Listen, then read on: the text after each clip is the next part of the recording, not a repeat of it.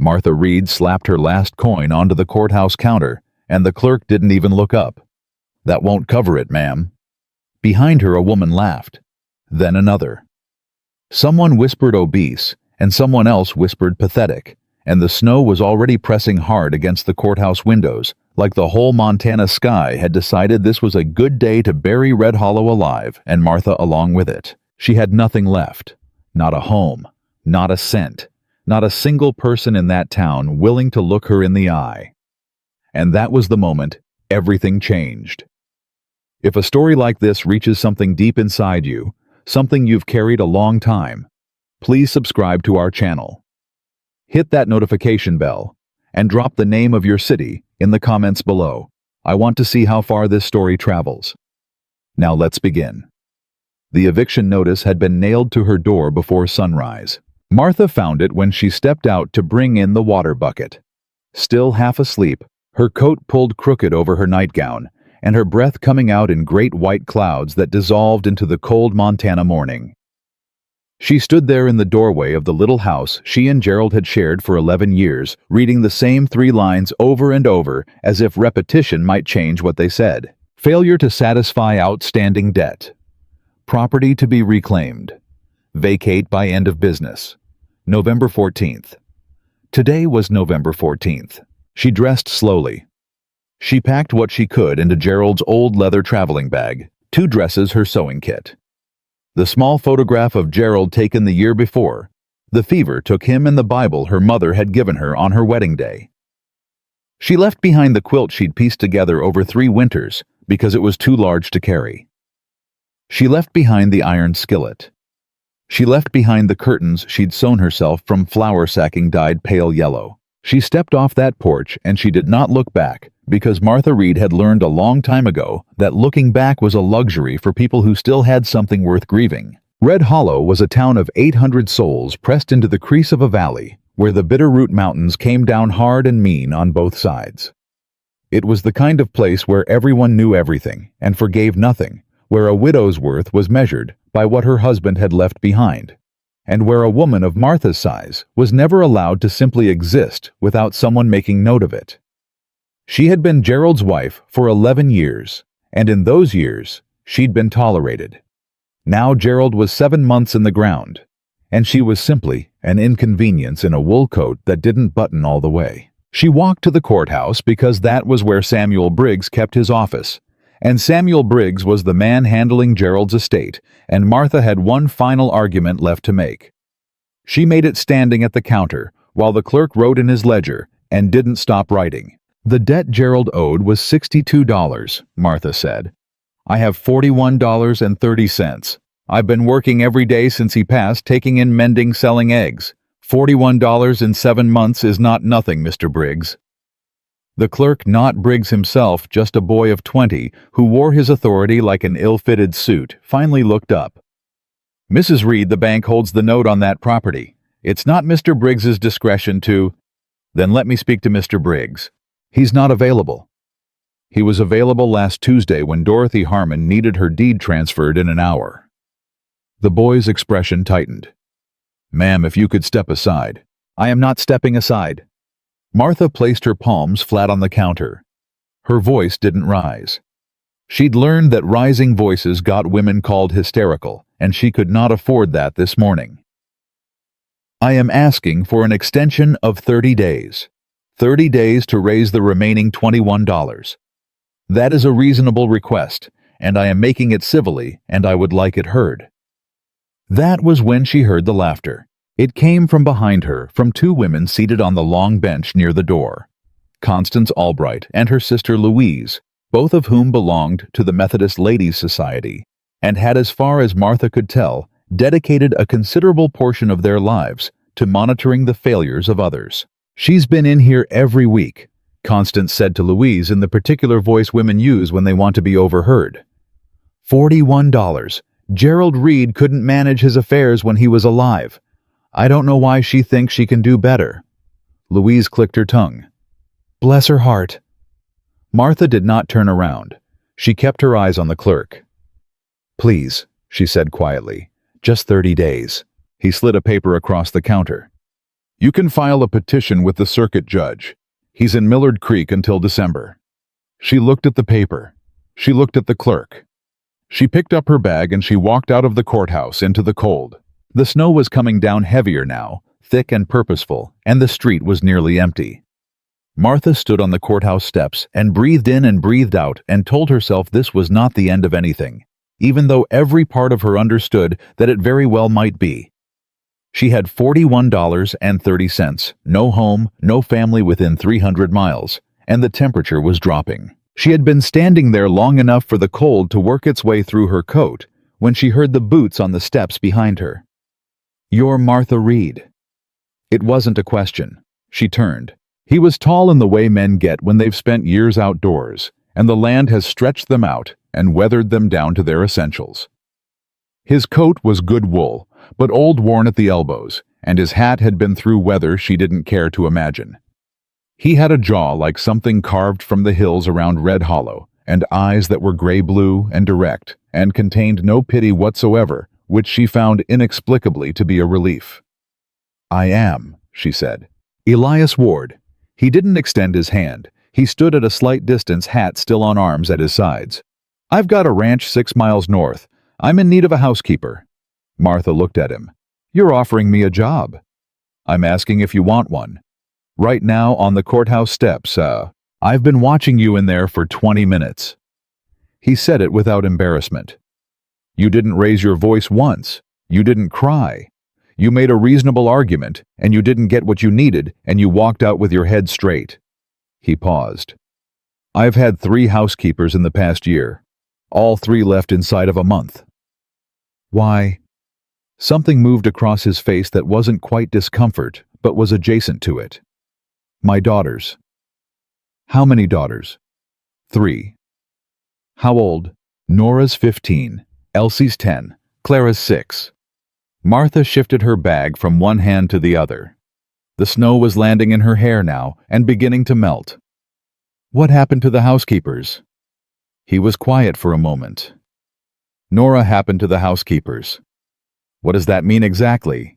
"It means Nora is 15 years old and she's been running that house since her mother passed 14 months ago, and she doesn't take kindly to anyone who looks like they might be trying to take her mother's place." He said it plainly without apology. "She's not a bad girl. She's a grieving girl. There's a difference. The housekeepers couldn't see it." "And you think I can—" "I don't know what you can do," Elias Ward said honestly. "But I know you need a place to sleep tonight, and I need someone at that ranch who won't be gone by morning." Those 2 facts seem like they might be useful to each other. Martha looked out at the snow-covered street. She thought about the petition she could file with a circuit judge who wouldn't be in Millard Creek until December. She thought about the boarding house on Clement Street, where the rooms went for $1.50 a week, and the landlady, Mrs. Phelps, had made her feelings about Gerald's debts quite clear the last time they'd spoken. "What does the job pay?" she asked. "Room board and $4 a month." "I'll need 5. He studied her for a moment. $4.50. "Done," Martha said. He turned and started down the steps without further ceremony. She followed him. His wagon was at the far end of the street, a big bay horse standing patient in the traces dusted with snow. Elias loaded her bag into the back without comment. She climbed up to the seat herself before he could offer a hand, and he noticed that and said nothing, and they drove out of Red Hollow in silence. They were a quarter mile out of town when he said, "She'll try to drive you off." "Nora?" "Yes." "What does she do?" He kept his eyes on the road. "She put salt in the last one's coffee for 2 weeks, hid her good shoes in the barn, told the one before that there was a wolf outside the bedroom window every night until the woman was too afraid to sleep." A pause. "She's not stupid. She's strategic." "She sounds like she misses her mother," Martha said. He didn't answer that right away. When he did, his voice had changed in a small way she couldn't quite name. "They all do. Elsie doesn't talk much anymore. Clara still asks sometimes when Caroline's coming home." He stopped. "She doesn't understand that she's not." Martha watched the road ahead of them disappear into white. "Clara's 6, just turned. And no one's explained it to her properly." His jaw tightened. I've tried. Has Nora tried? Nora can barely say her mother's name without... He stopped again. Exhaled. No, Nora hasn't tried. Martha folded her hands in her lap and said nothing because there was nothing to say yet. Understanding a wound was different from knowing how to touch it. The ranch came into view through the snow. It was a solid house, 2 stories with a porch that wrapped around the front and a barn set back at a distance. The fences were good and straight. Someone here knew how to work. There was a girl standing on the porch. She was tall for 15, dark-haired like her father, with her arms crossed and her chin set at an angle that communicated everything Martha needed to know about what was coming. She did not move as the wagon pulled up. She stared. Elias set the brake and climbed down.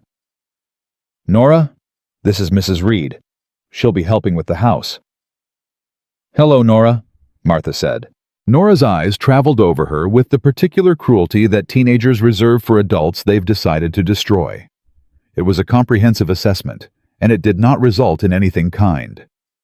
You're fat, Nora said. Nora. Elias's voice came out hard and low. She is, Nora said without inflection. I'm just saying what's true. You're saying it to be cruel, Martha replied calmly. And we both know it. So let's skip the part where I pretend I didn't notice and you pretend you weren't trying to hurt me, and instead, you tell me where the kitchen is so I can start supper. Nora's eyes narrowed. She hadn't expected that. None of them ever expected that. Kitchen's in the house, she said finally. Most kitchens are, Martha agreed pleasantly.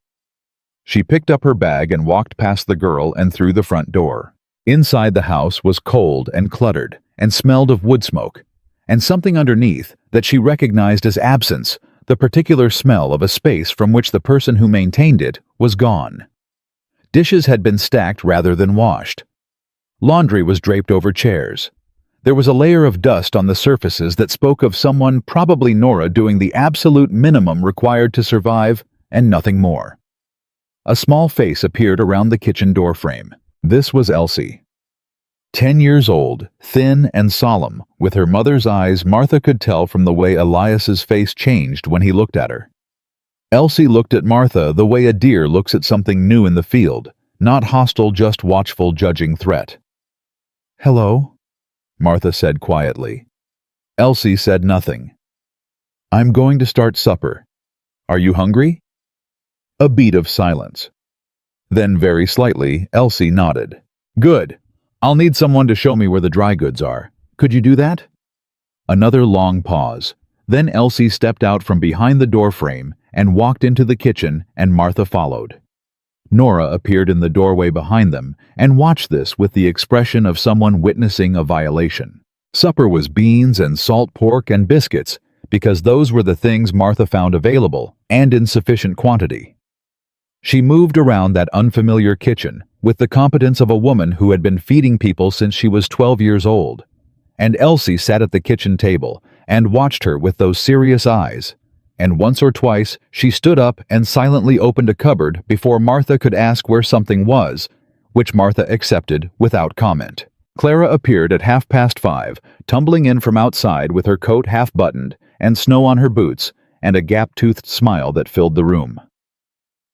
Papa says there's a new lady, Clara announced, stopping short when she saw Martha. She stared. Then, with the directness unique to 6-year-olds, "You're very big." Clara, Elias said from the doorway. I am, Martha said. And you're very small. We're different sizes. That's all right. Clara thought about this with great seriousness for a moment, and then climbed into her chair at the kitchen table. Can you make pie? I can. Mama made pie. The kitchen went very still. Elsie looked at the table. Elias looked at his boots. Even the fire in the stove seemed to hold its breath. What kind was her favorite? Martha asked. Clara's face scrunched in memory. Apple. She put cinnamon in. Then apple pie it is one of these days, Martha said. When I can get apples, She said it matter-of-factly, like it was already decided, and moved the pot of beans to the back of the stove. They ate supper in a silence that had different qualities in different people. Elias ate steadily and spoke little. Clara ate with enthusiasm and narrated her day to no one in particular. Elsie ate carefully, watching Martha from under her lashes. Nora ate with pointed disregard for everyone at the table and excused herself as soon as her bowl was empty without offering to help. After supper, Elias put Clara to bed. Martha could hear him reading to her through the ceiling, a low rumble she couldn't make out, and Elsie disappeared upstairs, and Martha washed the dishes alone. She was drying the last bowl when she heard Nora's voice from the hallway. "You won't last." She didn't turn around. Is that a prediction or a promise? Both. Footsteps. Nora was directly behind her now. Mrs. Calloway lasted 3 weeks. Mrs. Dunbar lasted 12 days. Miss Hoffman left after 9 days, and she was crying when she did. "I heard," Martha said. "You heard, and you still came. I needed work." She set the bowl on the shelf and turned around to face the girl. In the lamplight, Nora was less terrifying and more heartbreaking. There were shadows under her eyes and a tightness around her mouth that no 15-year-old girl should carry the face of someone who has been holding something heavy for a very long time and has forgotten what it felt like to put it down. "And your father is a fair man who pays what he agrees to pay. Those things matter." "My father is desperate," Nora said sharply. "He takes what he can get. That's what you are. What he could get." "Maybe," Martha said. "Maybe that's all I am right now. That's fine. I've been less." Nora stared at her. She'd come in here loaded for a fight, and Martha had declined to provide one, and that had thrown her. "I'm going to make your life miserable," Nora said. "Nora, you might," Martha agreed. She turned back to hang the dish towel. "You're going to try, and I'm going to stay anyway, because I don't have anywhere else to go, and because even if I did, something tells me this house needs someone who won't run." She paused. "Good night, Nora." A long silence stretched behind her. Then footsteps retreating down the hall, the creak of a stair. Silence. Martha leaned against the counter for a moment alone in the kitchen and allowed herself to be tired. It had started snowing harder while they ate. She could hear it against the windows, the particular hiss of snow when it means to accumulate. Outside, the Montana cold was rearranging the world into something white and implacable and pitiless, and Martha Reed had $41.30 and a $4.50 a month job that came with a hostile teenager, a silent child, a baby girl who still called for her mother, and a man who spoke in incomplete sentences and had eyes that didn't quite close all the way to comfort. She had, in other words, exactly the kind of life she was used to. She went to the small room off the kitchen, the housekeeper's room, a narrow space with a single cot and a window that faced the barn, and she unpacked her leather bag. She put Gerald's photograph on the windowsill. She set her Bible on the little shelf above the cot. She hung her second dress on the hook behind the door. She lay down on the cot with her coat still on, because the room was cold, and she stared at the ceiling, and she listened to the house settle around her.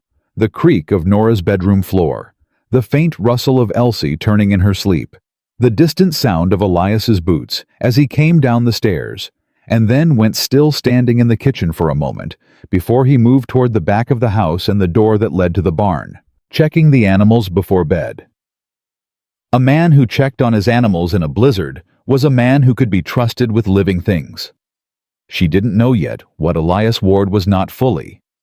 She didn't know what this house was going to ask of her.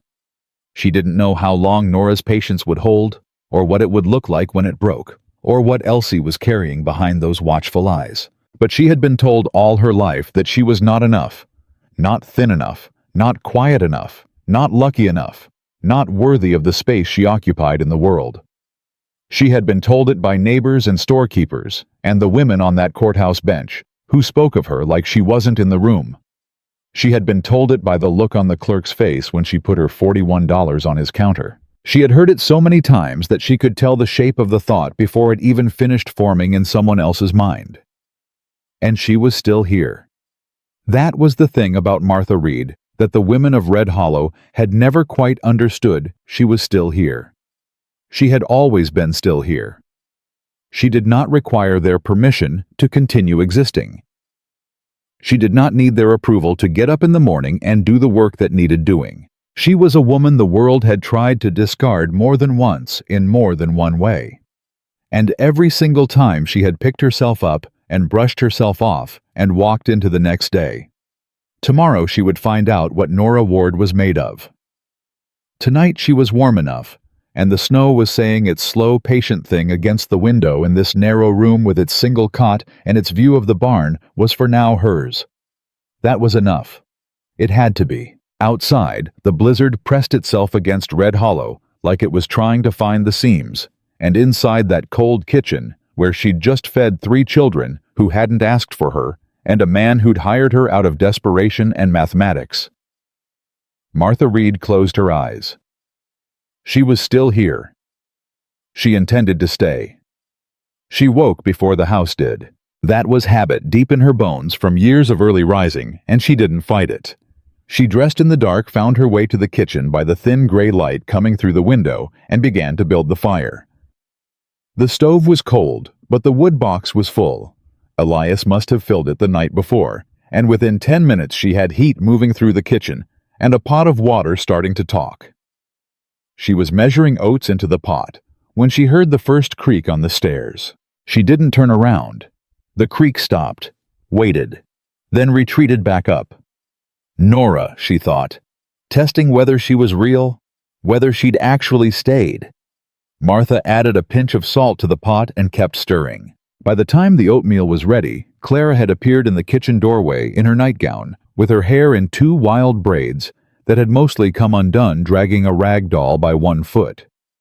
She stopped when she saw Martha, and her face went through 3 different expressions in quick succession: surprise, recognition, and then a brightness that climbed up from somewhere genuine. "You're still here," Clara said. "I am," Martha said. "Hungry." "Yes." Clara scrambled into her chair. "Mrs. Calloway used to burn the oatmeal. It tasted like the inside of the stove." "I'll try to do better than that." She set a bowl in front of Clara and watched the child take the first spoonful. Clara's eyes widened slightly. "It's sweet," she said, surprised. "Brown sugar. Not much, but some." Clara stared into her bowl like it had told her a secret. Then she looked up at Martha with those frank, trusting eyes. "Mama put brown sugar in too." Martha said nothing. She just turned back to the stove. She heard Elsie come down next, quiet footsteps, precise and careful, nothing wasted. Elsie sat at the table across from Clara without being told, and accepted a bowl without being asked, and began to eat without comment.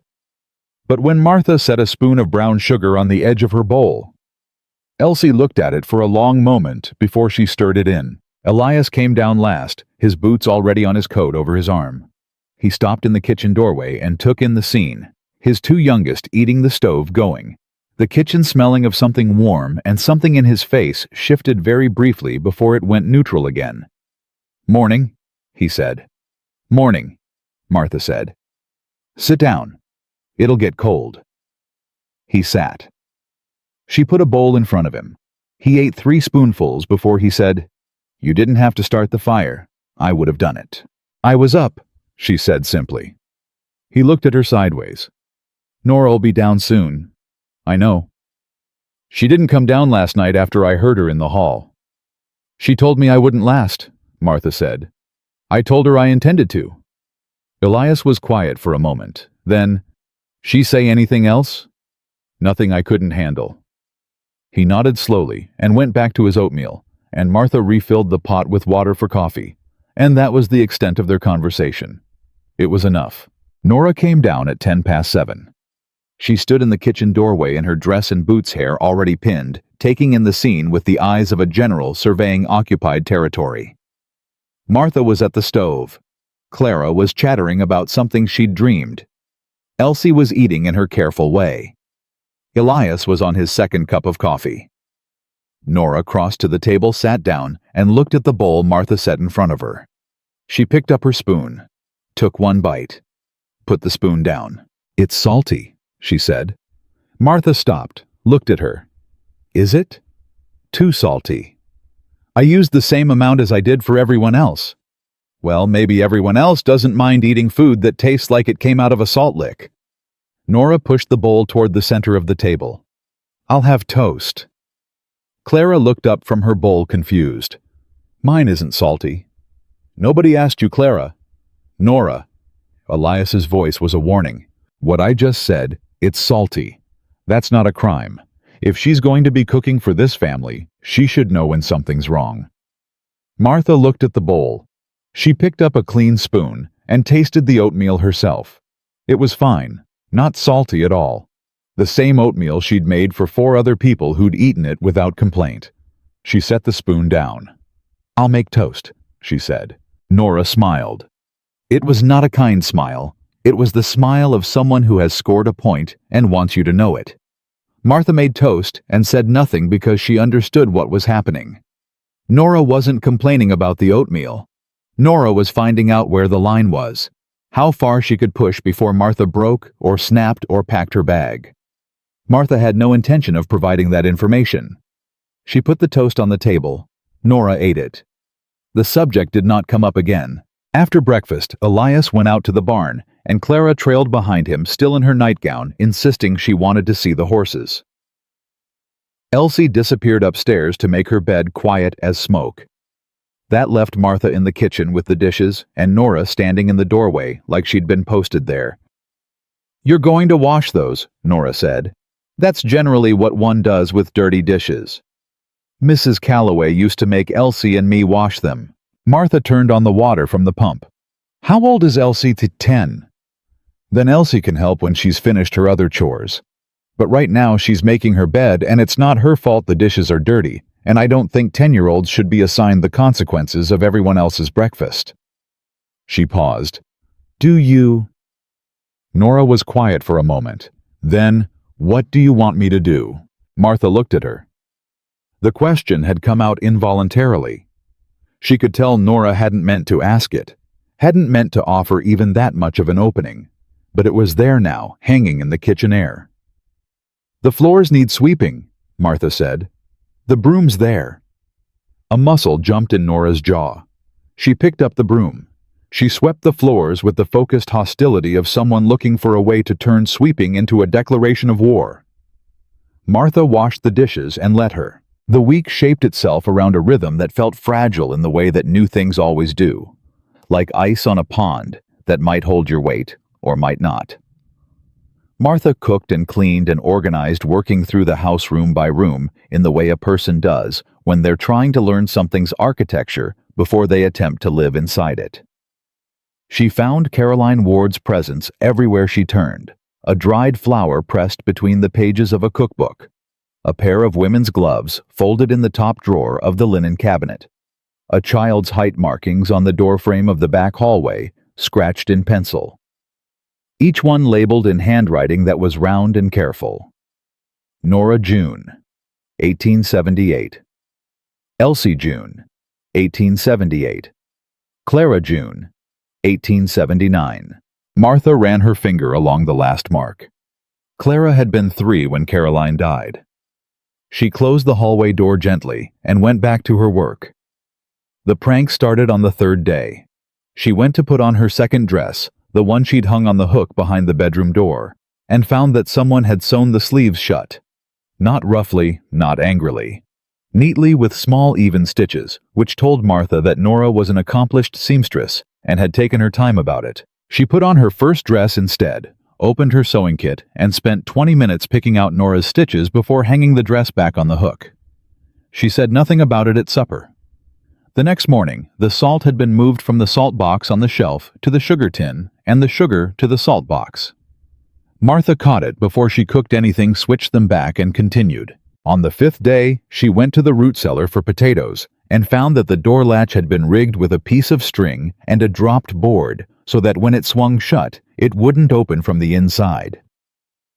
She spent 40 minutes in the cold dark of the cellar before Elsie, who had seen the whole thing from the window, silently came and lifted the board from the outside and let her out. They stood facing each other in the thin afternoon light, Martha with a basket of potatoes, and Elsie with her hands clasped in front of her. "Thank you," Martha said. Elsie nodded. "Did you know about the latch?" A pause. Then very quietly, "I saw her do it." It was the most words Elsie had spoken directly to her in 5 days. Martha received them like they were water in a drought. "Well," she said, "I appreciate you coming."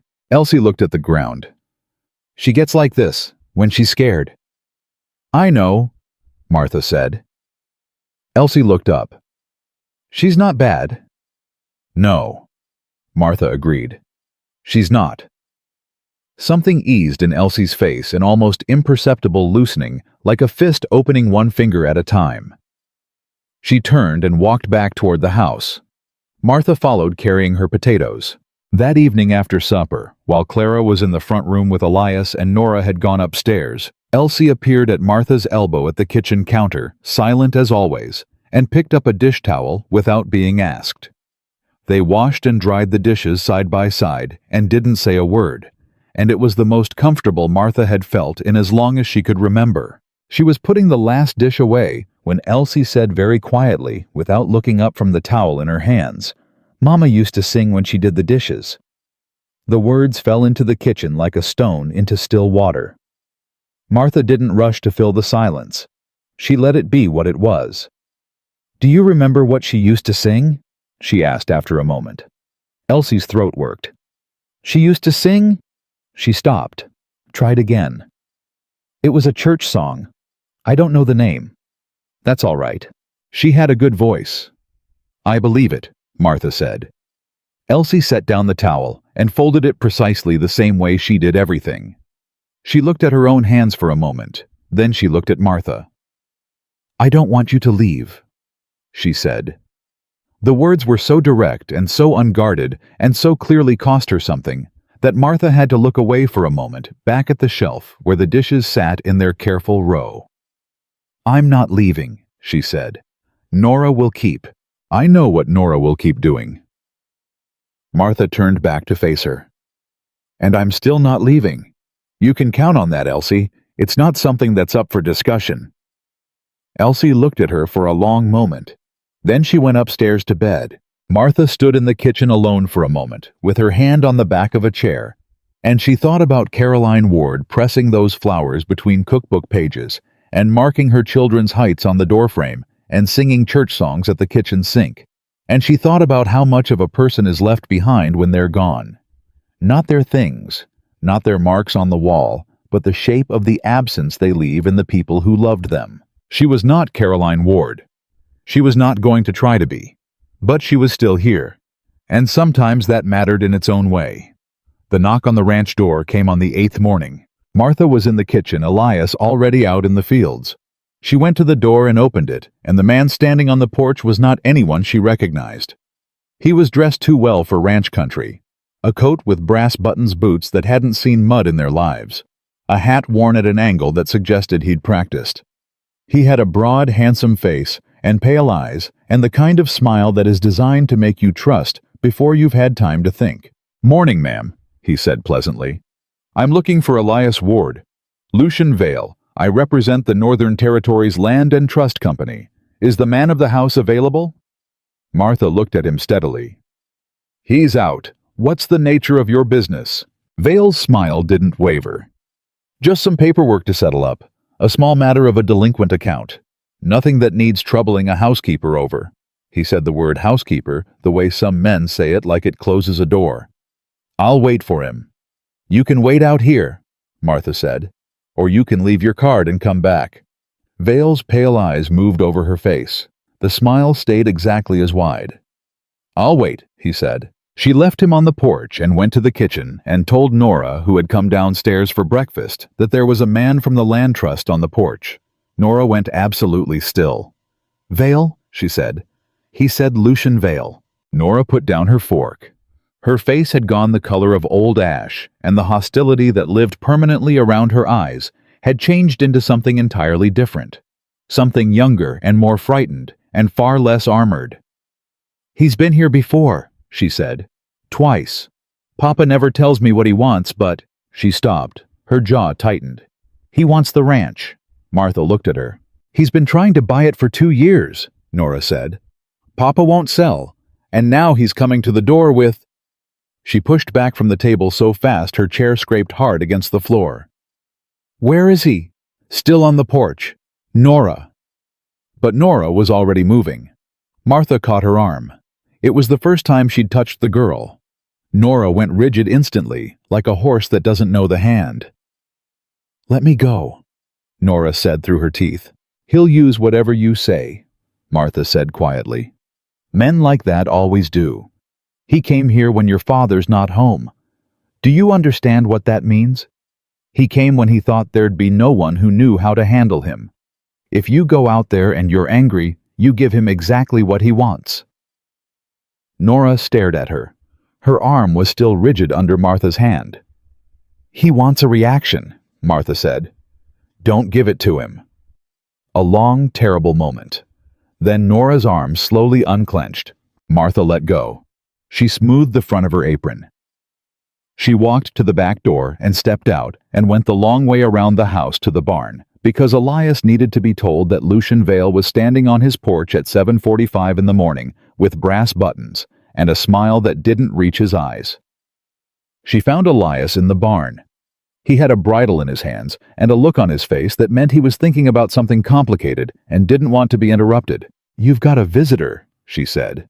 Lucian Vale. The bridle went still in his hands. He says it's about a delinquent account, Martha continued. He came while you were out. I left him on the porch. Elias set the bridle down on the rail. He didn't say anything for a moment. When he spoke, his voice was flat and carefully controlled.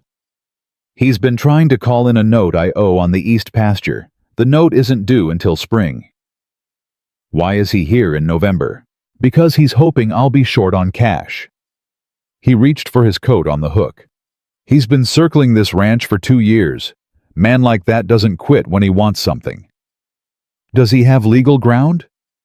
Elias looked at her. The question clearly surprised him, not that she'd asked it, but how she'd asked it. Directly, without flinching.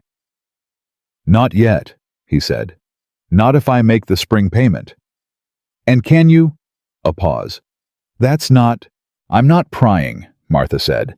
I'm asking because Nora told me he's been here before, and because a man who comes to a house at dawn when the head of it is out in the fields is a man who's measuring something, testing edges. She held his gaze. I've met men like that before, Mr. Ward. They don't stop at one test. Elias looked at her for a long moment, his coat half on. Then he finished putting it on. No, he said quietly. They don't. He walked out of the barn toward the house, and Martha followed 2 steps behind, and behind them both.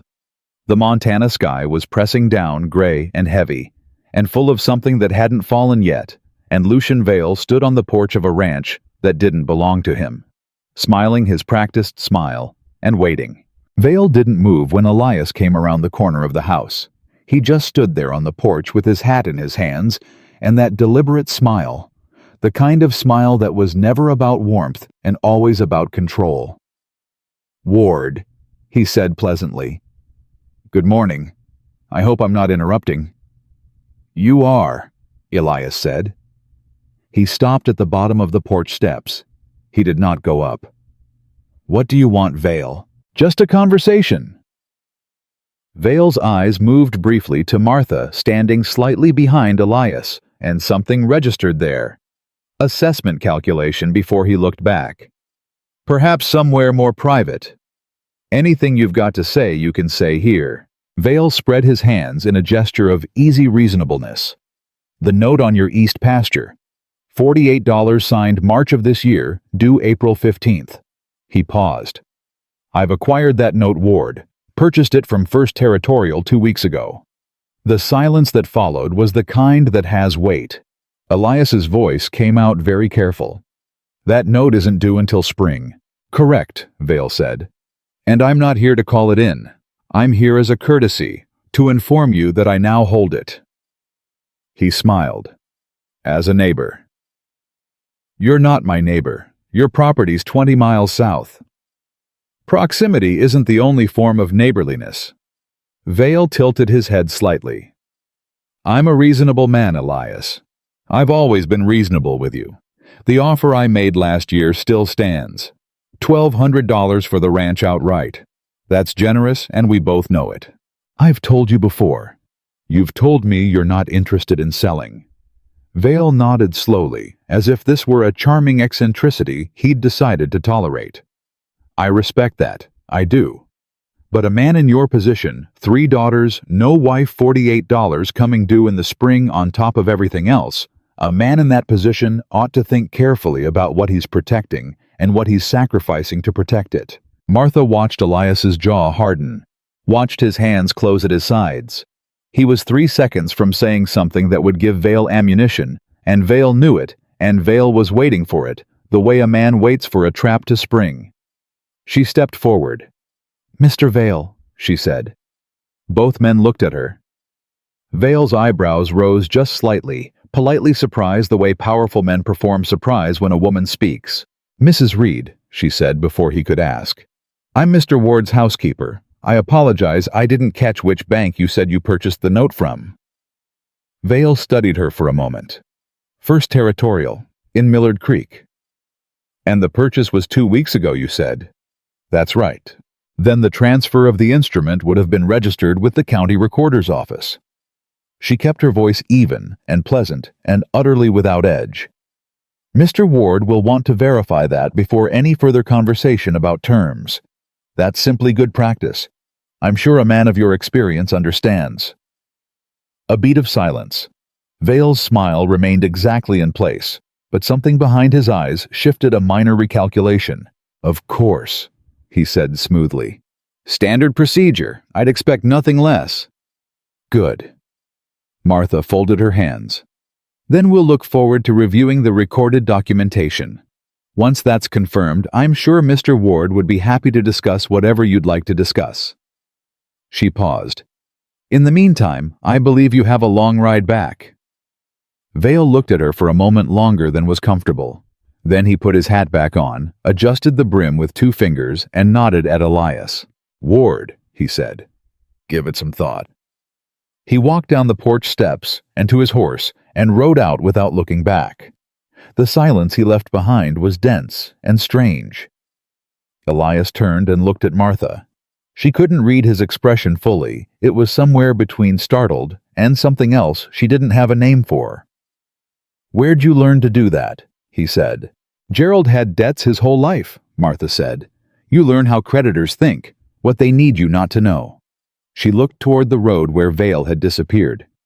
He doesn't have the documentation yet. If he did, he'd have brought it. He wanted to see if you'd panic. He'll come back with it, Elias said. Yes, she agreed. He will, but you'll be ready. She turned and went back into the house, and she didn't say anything else about it because there wasn't anything else to say yet. What she didn't say, what she carried back into the kitchen and set beside everything else she was already carrying, was what she'd seen in Vale's eyes when she'd given her name. The small flicker of recognition. Martha Reed. He'd known it.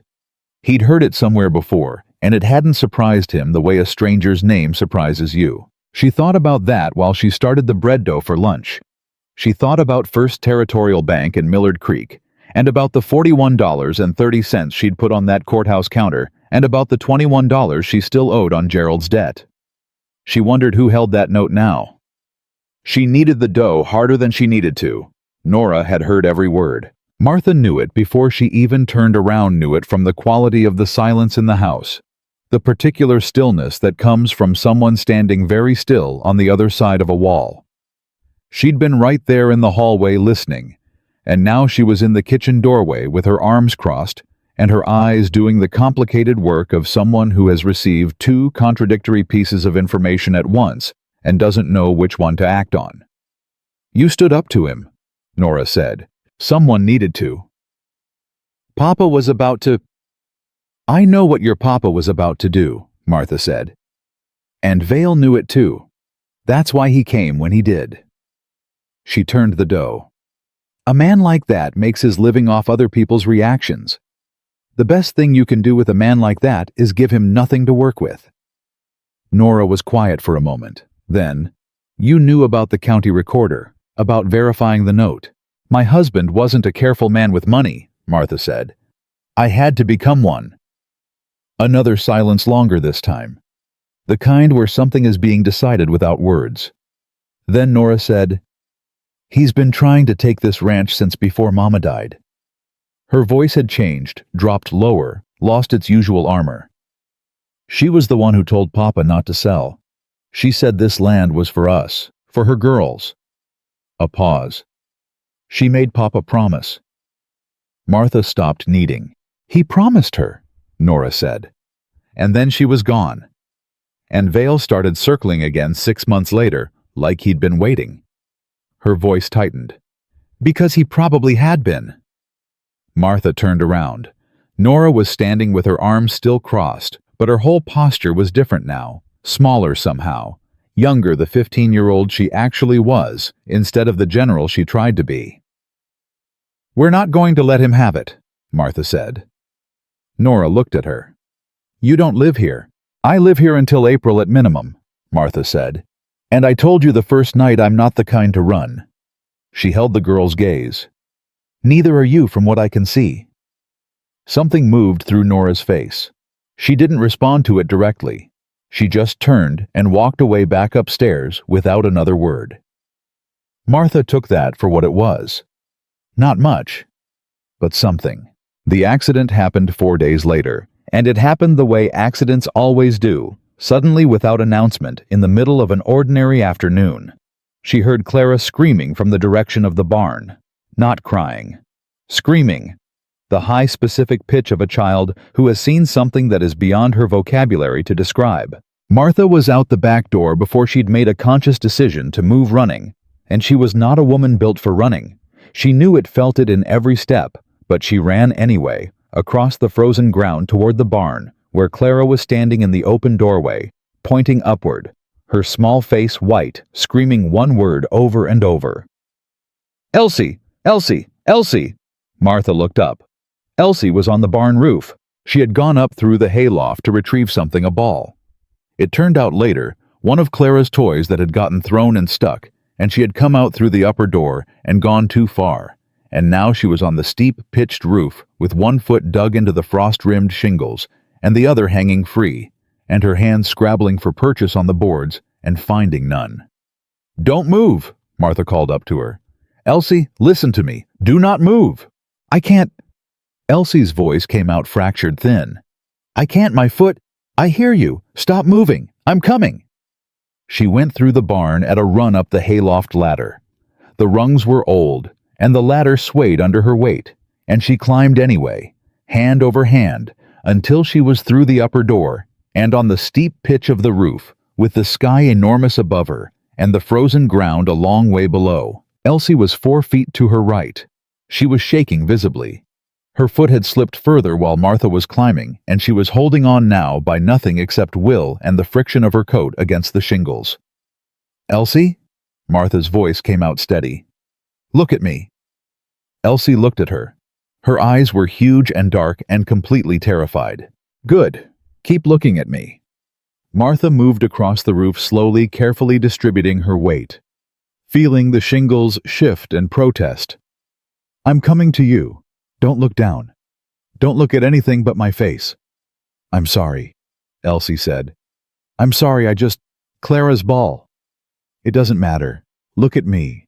2 feet, 1 foot. Martha reached out and got her arm around Elsie's waist and felt the girl grab onto her coat with both fists with the desperate grip of someone who has been holding on alone for too long. I've got you, Martha said. I've got you. You can let go of the shingles. I've got you. A sound came out of Elsie. Then, not words, not crying exactly. Something in between, something that had been waiting a long time to come out.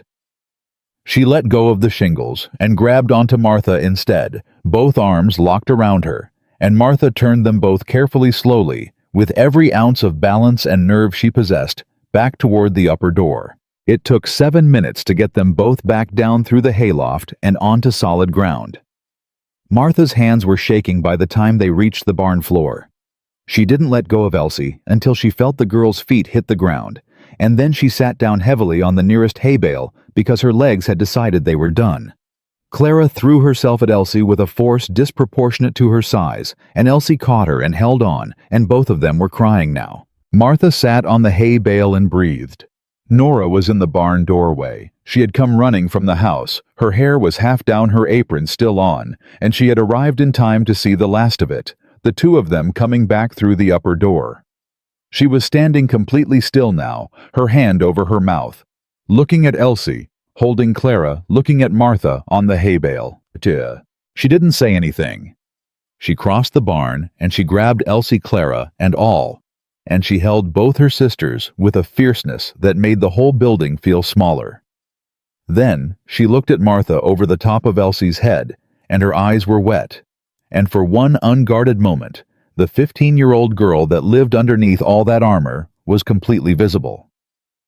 She looked away before Martha could hold the moment too long, but she didn't let go of her sisters. Martha sat on the hay bale a while longer and let her hands stop shaking. That night, the blizzard came. Not the gentle snowfall of the first night, but the real thing, the kind Montana produces, like a statement, like a reminder of who is in charge. The wind hit the house at dusk, and by full dark it was rattling the windows in their frames and pressing cold through every seam.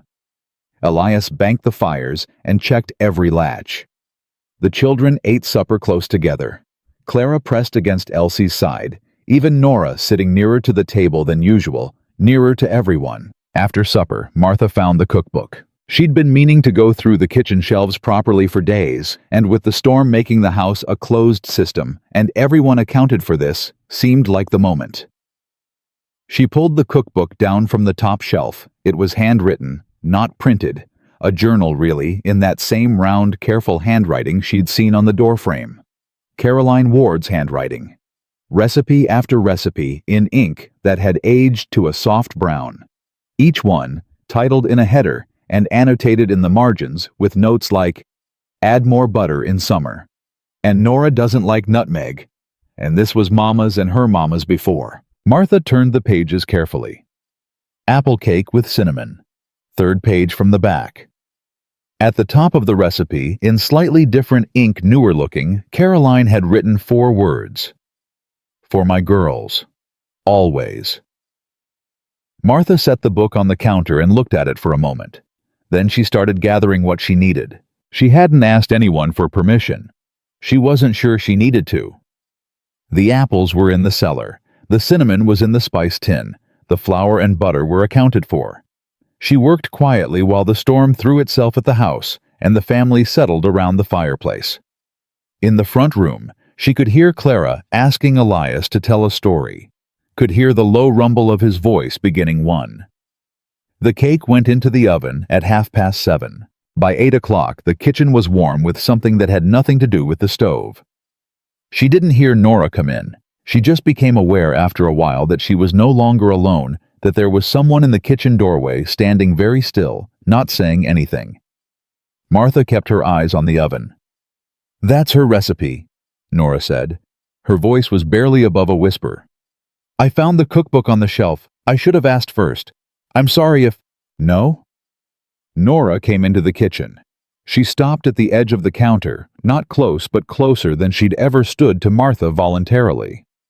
"She made it every winter. First big snow." A pause.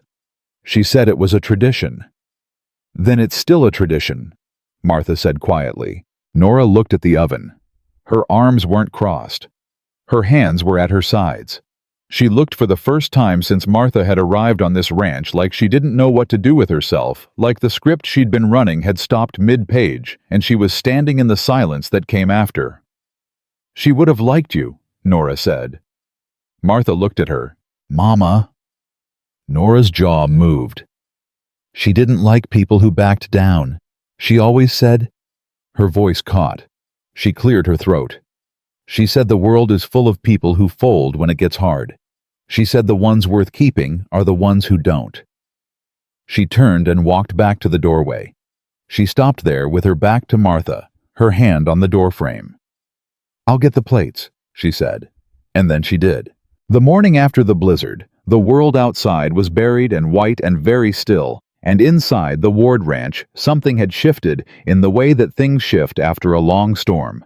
Not fixed, not resolved, but rearranged. Settled into a new configuration. Nora came down first and started the coffee without being asked. Martha stood in the kitchen doorway and watched her do it, watched her measure the grounds with the same precise movements Elsie used for everything, watched her set the pot on the stove and step back. Watched her turn and find Martha standing there and hold the look for 2 full seconds without reaching for a weapon. "Papa likes it strong," Nora said. "I know," Martha said. "Thank you." Nora turned back to the stove. "Don't thank me. I just didn't want it weak." Martha let that be what it was and went to start the biscuits. They worked in the kitchen together for 20 minutes without speaking, and it was not comfortable exactly. It was too new for comfort, but it was possible, which was more than it had been a week ago, and Martha understood that possible was where everything real had to start. Clara came down and announced that there was snow up to the porch rail, and she wanted to build something in it, and Elsie came down quiet and steady, and looked at Nora with a question in her eyes that Martha wasn't meant to understand but did anyway. Nora gave a small nod in return, the kind that means, yes, things are different, I'll explain later, and Elsie sat down at the table and the morning began. Elias came in from the barn at 7:30 with cold on his coat and mud on his boots, and stopped in the kitchen doorway when he smelled the coffee and biscuits and saw his 3 daughters at the table, all of them present, none of them visibly at war. He looked at Martha. She handed him a cup and said nothing. He sat down. Val came back on the 3rd day after the blizzard, when the roads had cleared enough for a man on a good horse to make time. He came in the middle of the morning when Elias was in the south field, and Martha was the only adult in the house. She saw him from the kitchen window, and she untied her apron, and she went to the front door and opened it before he could knock. Mr. Vale. He had the documentation this time. She could see it in his coat, the corner of a folded paper, pressing against the inside breast pocket. He also had someone with him this time, a thin man she didn't recognize who carried a leather satchel and had the look of a lawyer about him. "Mrs. Reed." Vale's smile was the same as ever, warm and constructed. "I was hoping to speak with Ward. Is he available?" "He's out. I'll get him." "Please." He waited on the porch.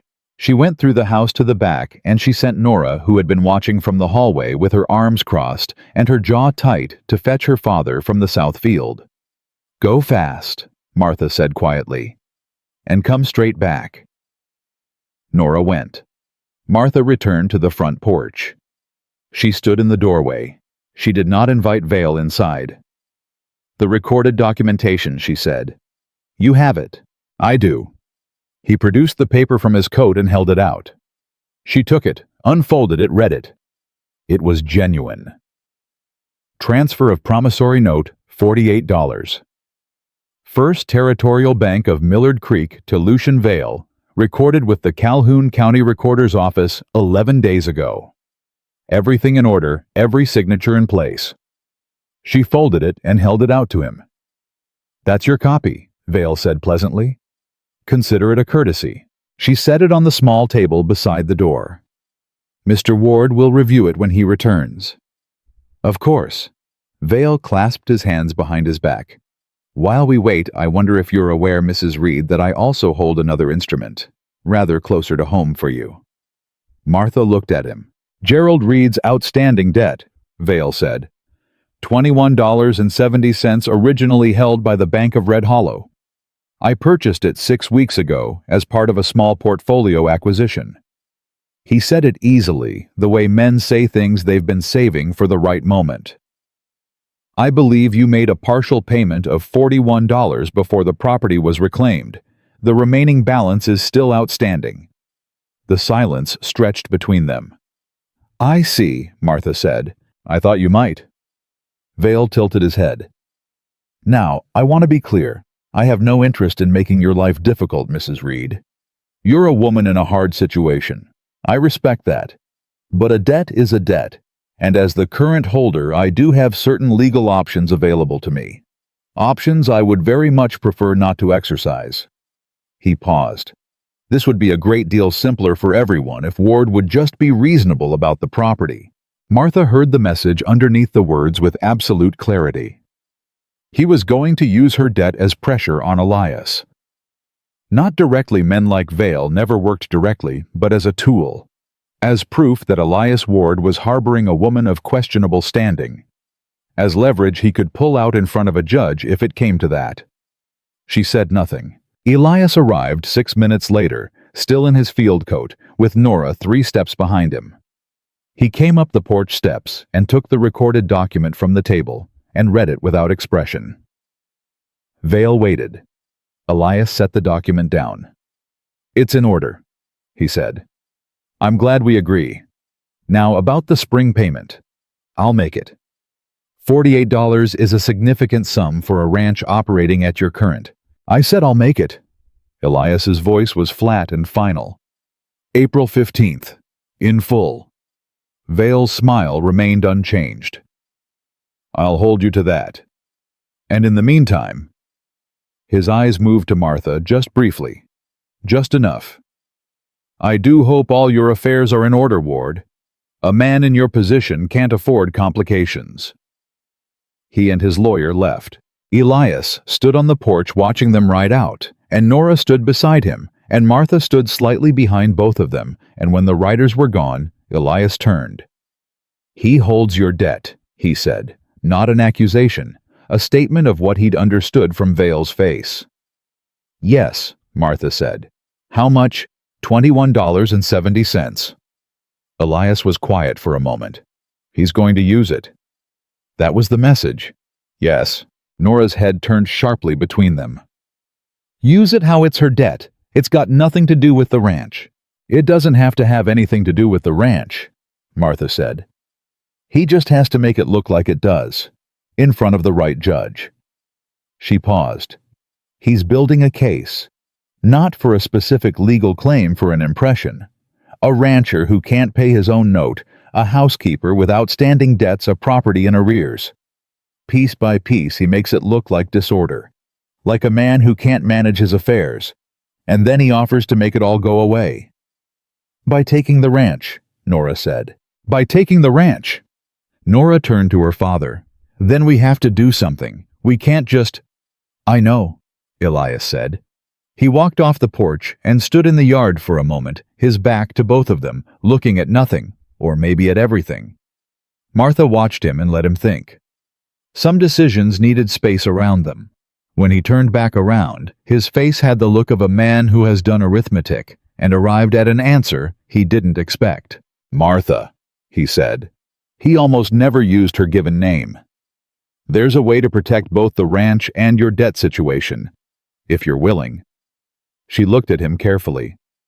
Say it plain. He met her eyes. Marry me. Nora made a sound. Elsie, who had appeared silently in the doorway at some point in the last 5 minutes, went completely still. A married woman's debts transfer to her husband under Montana territorial law, Elias said, and a married man's property is harder to encumber without cause. It doesn't solve everything, but it closes 2 of Vale's doors at once. He paused. It would be a legal arrangement, practical. You'd have the same job, same room, same terms. Nothing would change in how this house runs. Martha looked at him for a long moment. She thought about Gerald, and about 11 years, and about what a practical arrangement looked like when it was over. And what does it look like in 5 years, she said, when you want to marry someone else? I don't.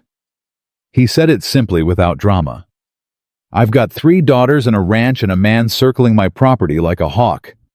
I'm not looking for anything beyond what this house needs. He paused. But what this house needs right now is someone who can hold ground, and you've been doing that since you got here. The porch was very quiet. Nora was looking at Martha with an expression that was complicated and layered and had buried somewhere in the middle of it something that looked almost like hope. I'll think about it, Martha said. She went inside.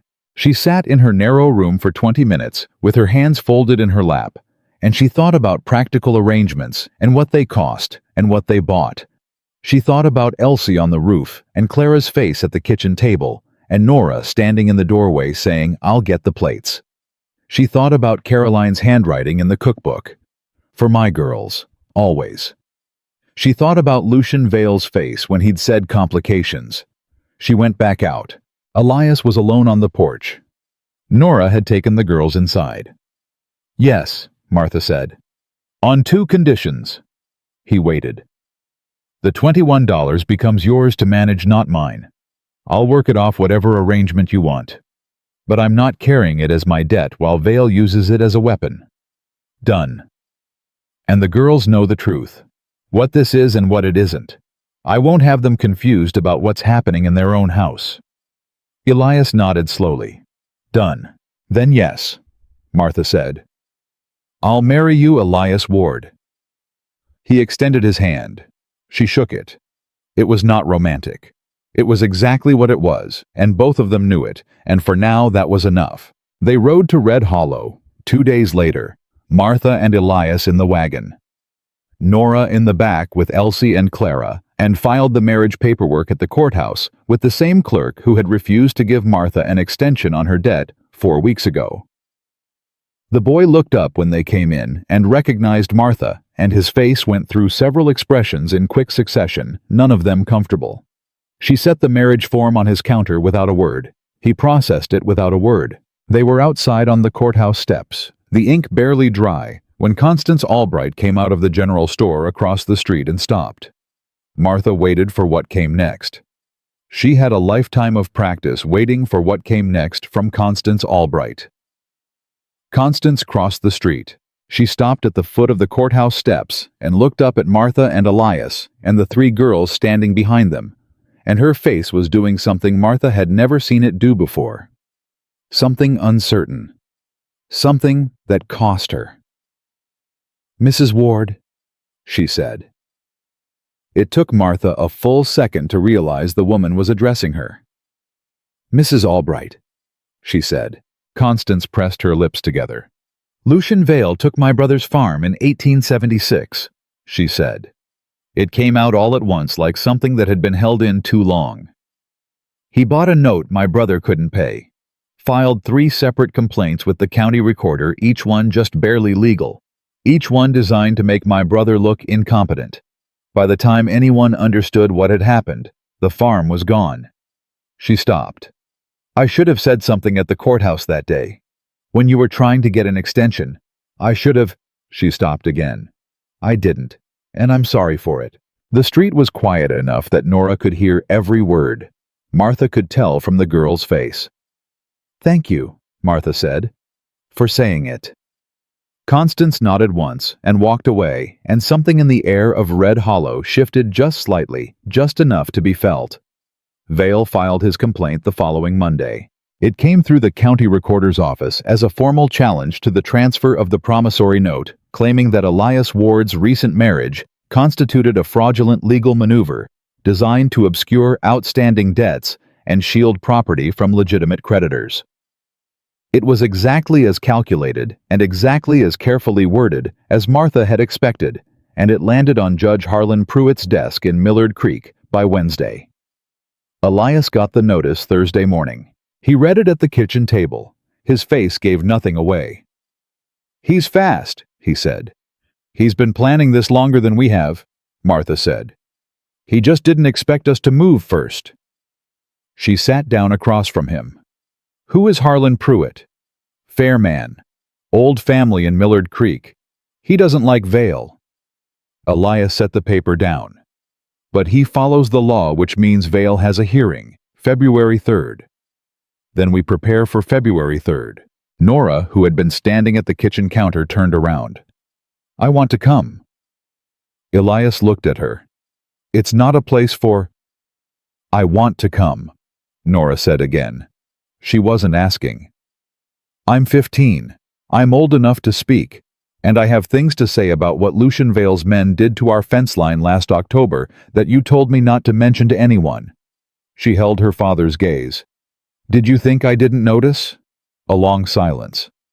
"What fence line?" Martha said. Elias exhaled. 3 posts pulled on the east pasture, Near the property line. Vale's been running his cattle over our grass and then claiming the land is in dispute. I didn't want to—" He stopped. "I didn't want to involve the girls." "Papa." Nora's voice was quiet, but it cut clean through the room. "We are already involved. This is our home. This is what Mama told you to protect." She paused. "Let me help protect it." Elias looked at his oldest daughter for a long moment. Then he looked at Martha. Martha said nothing. This was his call to make, and his daughter to see. "All right," he said at last. "You come." Nora sat down. She folded her hands on the table the way Martha had seen her fold them when she was making a decision. "Tell me everything he's done," she said. "From the beginning. I want to know all of it." And Elias, who had been carrying this alone for 2 years and had gotten very tired of the weight of it, told her. The weeks between the notice and the hearing were the longest Martha had spent since the weeks after Gerald died, when time moved differently, thick and reluctant each day, requiring more effort than it should. But these weeks had work in them, which was better than grief. Nora drove it. That was the thing that surprised Martha most. Not that Nora was capable, she'd known that from the first morning, but the direction the girl's capability turned when she had something real to point it at. She sat with her father every evening after supper and went through everything. Vale's first approach in the spring of 1878. The offer, the refusal. The second offer, the second refusal. The fence posts pulled on the east pasture line in October. The note purchased from First Territorial. She wrote it all down in her schoolgirl's notebook, in her precise, even hand, and she asked questions that Elias sometimes struggled to answer, and when he struggled, she waited without impatience until he found the words. Martha watched this from the kitchen doorway more than once, and thought about Caroline Ward pressing flowers between cookbook pages, and thought that a woman who raised a daughter like this had done something right. One evening she was washing the supper dishes when Elias appeared at the kitchen counter instead of going to the front room where Nora had her notebook open. "She doesn't need me tonight," he said. "She's organizing what she has." Martha handed him a dish to dry. He took it without comment, and they stood at the sink together in the particular companionship of two people who have stopped needing to fill silence. After a while, he said, "I want to ask you something." "Ask." "When you stood up to Vale that first morning, on the porch," he set the dried dish on the shelf. "Were you afraid?" She considered the question honestly. "Yes." "You didn't look it." "I've had a lot of practice not looking it."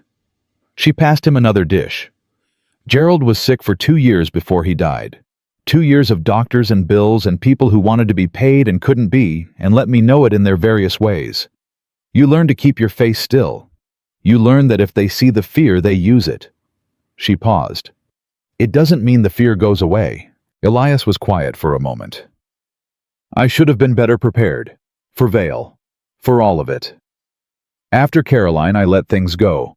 I told myself I was focused on the girls, but the truth is, I just couldn't think straight for a long time."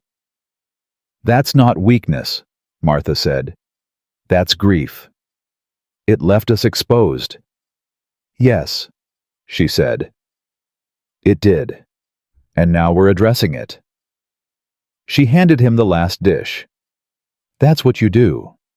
You address it when you can." He looked at her sideways. "You make it sound simple." "It's not simple. It's just necessary." She drained the wash water. "There's a difference." He dried the last dish and set it on the shelf and didn't move right away. He stood at the counter for a moment with his hands at his sides, looking at the shelf, and then he said very quietly without looking at her, "I'm glad you were on those courthouse steps that morning." Martha kept her eyes on the sink. "So am I," she said. He went to the front room. She stood in the kitchen a moment longer, and she let herself feel the full weight of that exchange, not more than it was, not less.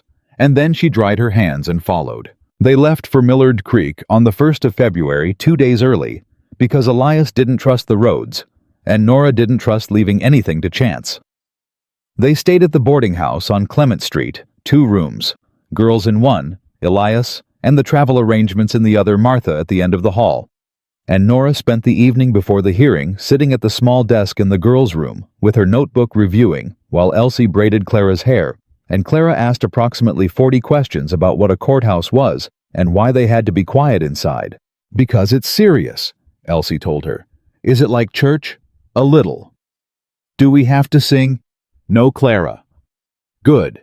I don't know the words to the judge songs." Martha in the doorway pressed her hand over her mouth and said nothing. The hearing was at 9 o'clock on February 3rd. Judge Harlan Pruitt was a man of 60 with a silver beard and wire-rimmed spectacles, and the bearing of someone who had sat at the center of too many disputes to be impressed by any of them.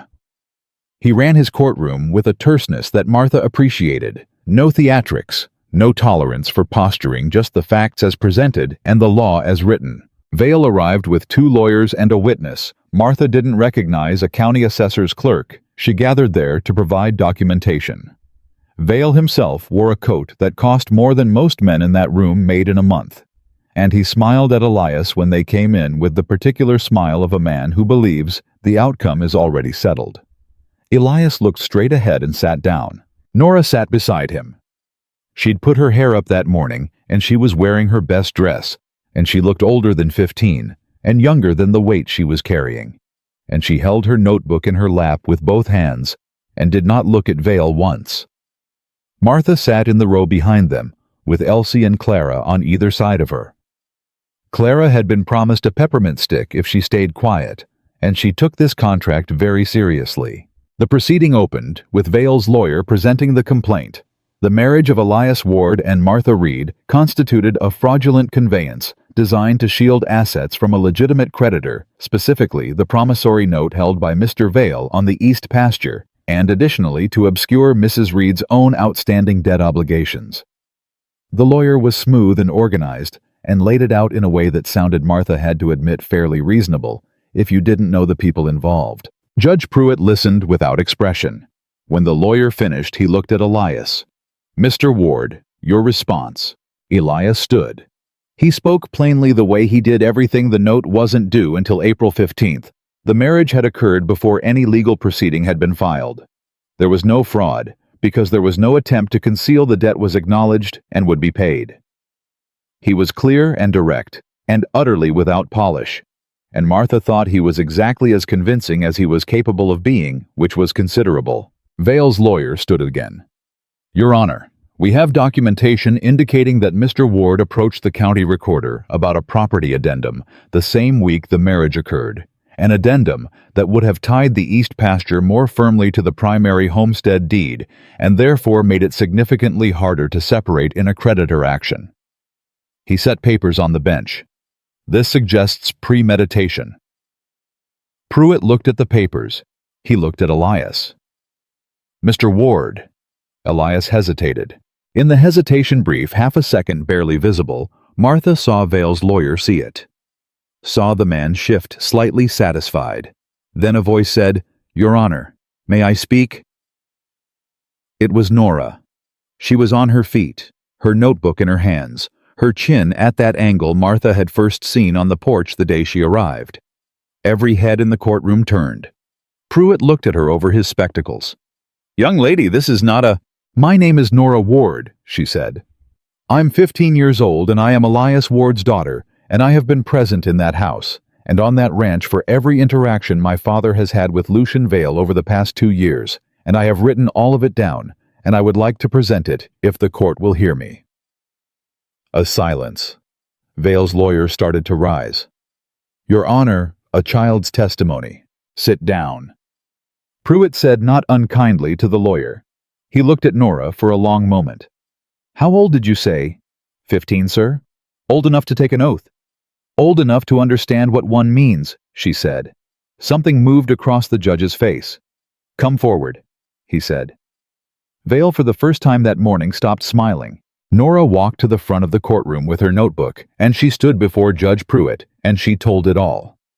Not with emotion, or not primarily with emotion, but with the systematic precision of someone who has organized their evidence and knows exactly where each piece fits. The dates of Vale's visits. The language he used. The fence posts on the east pasture line, she'd measured the distance herself, she said, and had written it in the notebook with the date. The conversation on the porch when he'd referenced Martha's debt. The deliberate timing of his visits when Elias was out. He came when my father wasn't there, she said. Not once. Multiple times. Men who have legitimate business come when the head of household is present.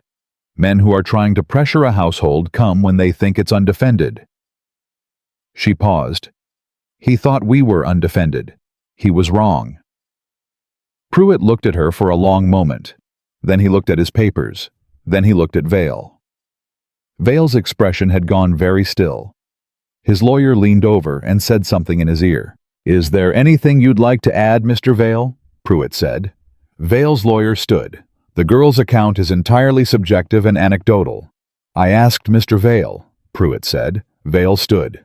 Your Honor, my interest in the Ward property has always been conducted through proper legal channels. The note is not due until April 15th, Pruitt said, which your own documentation confirms.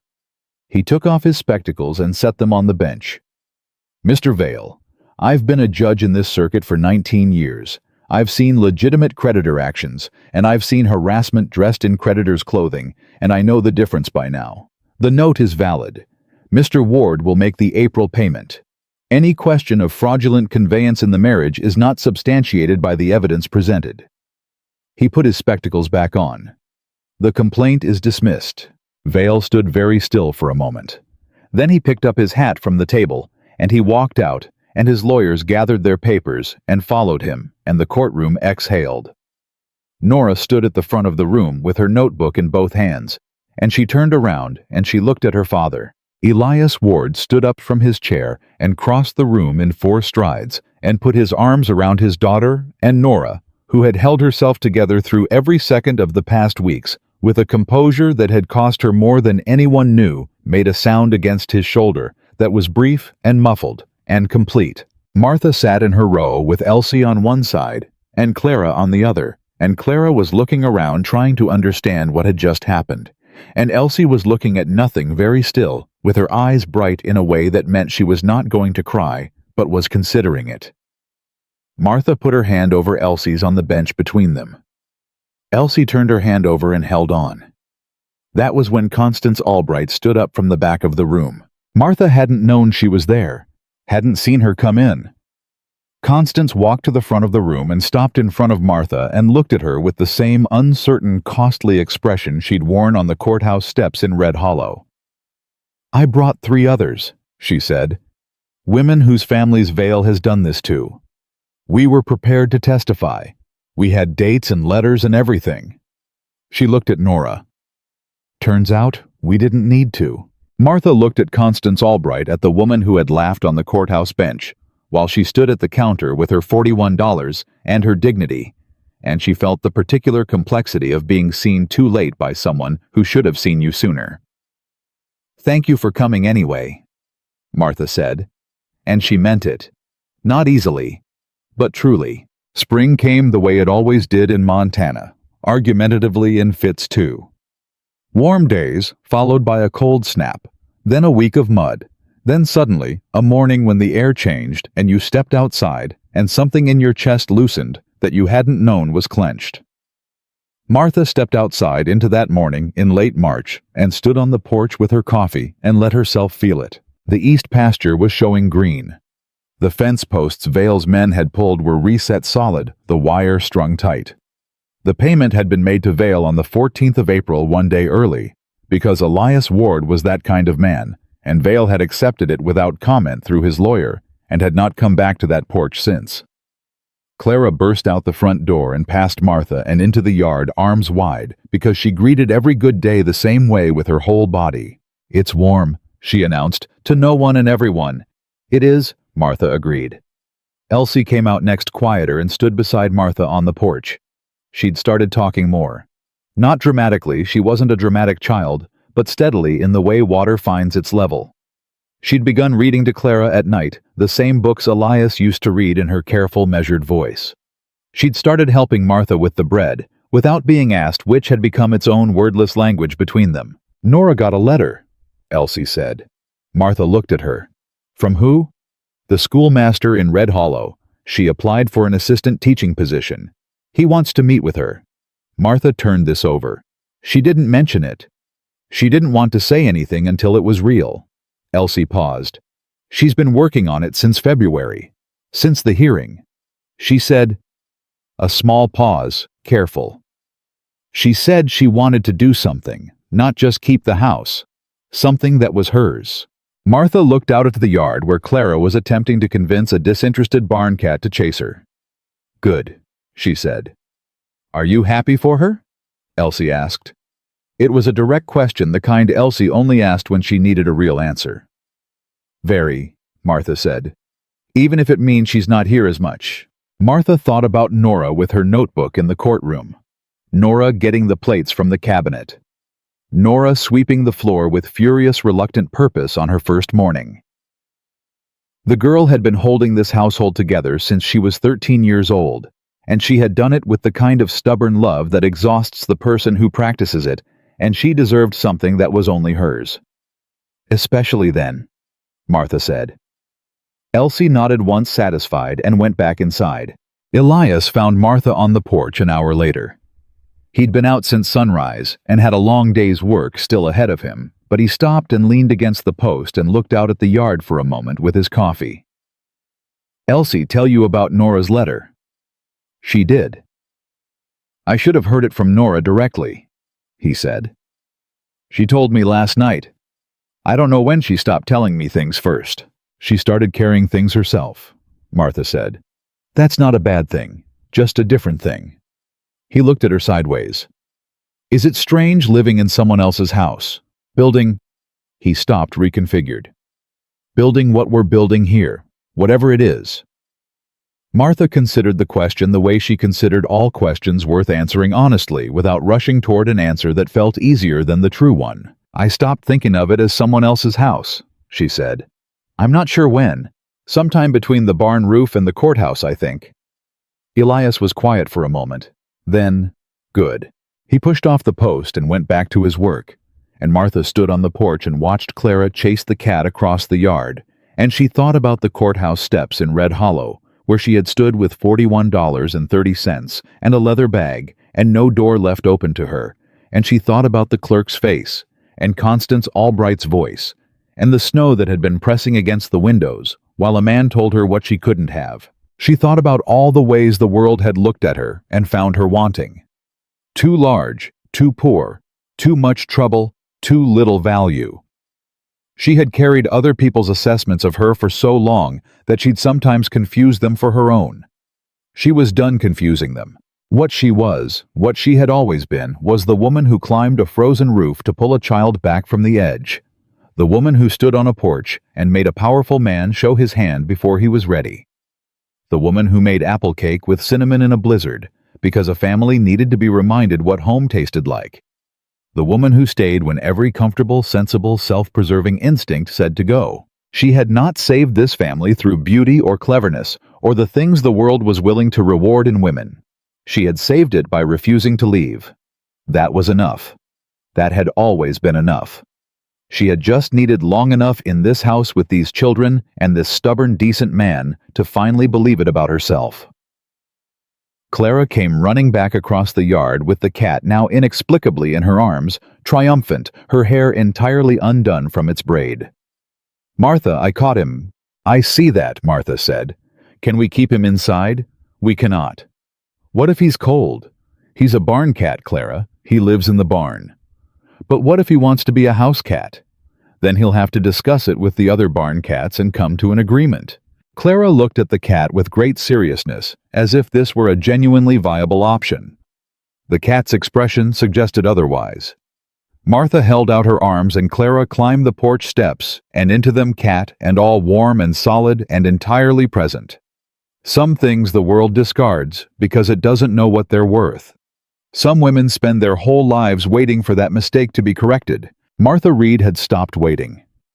She had walked up a stranger's porch steps in the dark and gotten to work, and the family that had needed her most had found her, or she had found them, in the exact moment when both were running out of time. She was Martha Ward now, and she was standing on her porch in the first real warmth of spring, and the land was greening, and the fence posts were straight, and her daughters were inside the house that belonged to all of them, and no man with a brass-buttoned coat and a practiced smile was going to take a single acre of it. The world had tried to discard her. She had turned out to be exactly the thing this family could not survive without. And that was the whole of it. The plain, unadorned, hard-won truth that no courthouse and no creditor and no laughing woman on a bench could ever take back. Some people are not discarded because they are worthless. They are discarded because the world is careless and afraid, and does not yet know what it is throwing away. Martha Ward knew her worth now. She had earned the knowing one cold morning at a time, and she intended to keep it for the rest of her life.